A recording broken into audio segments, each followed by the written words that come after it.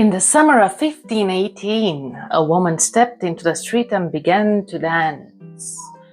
Nobody knew why. At first, people laughed. Some watched from their windows. Others assumed she was celebrating something. But by sunset, she was still dancing. The next morning, she started again.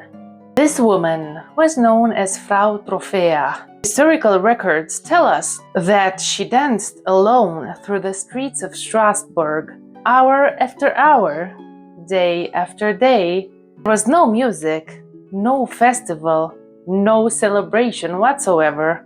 Just a woman alone dancing till her feet bled, until her muscles cramped, until exhaustion should have forced her to stop. But she didn't. And that was when the town became afraid.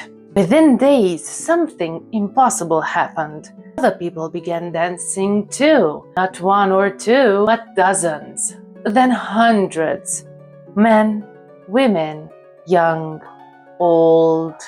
The city watched in horror as more and more people joined the strange procession. Some cried while they danced. Some screamed.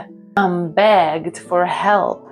Witnesses claimed they looked terrified, as if they were trapped inside their own bodies, unable to stop moving, unable to rest, unable to escape.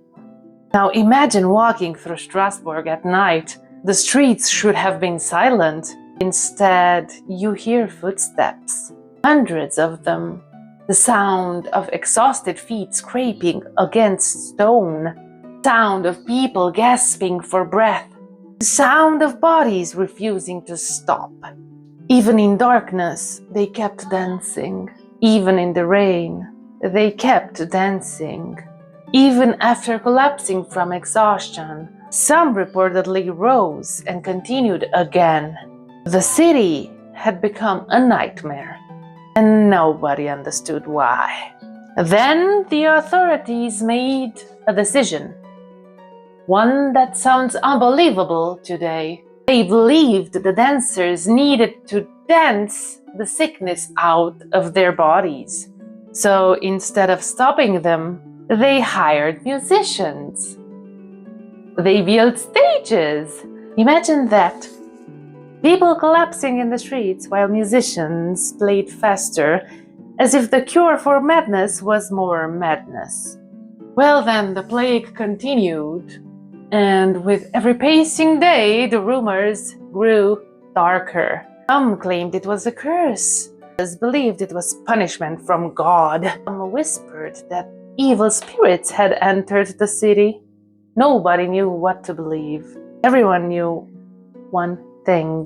The dancing wasn't voluntary, because if it was, why were people crying? Why were they collapsing? Why did they look terrified? And just as mysteriously as it began, the plague ended. The dancers were taken away to a shrine.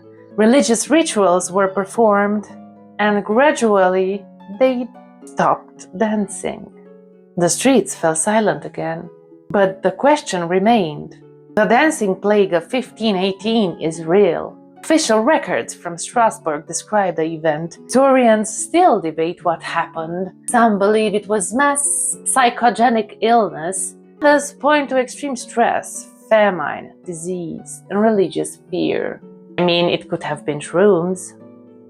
No theory fully explains everything, and that's why people still talk about it more than 500 years later.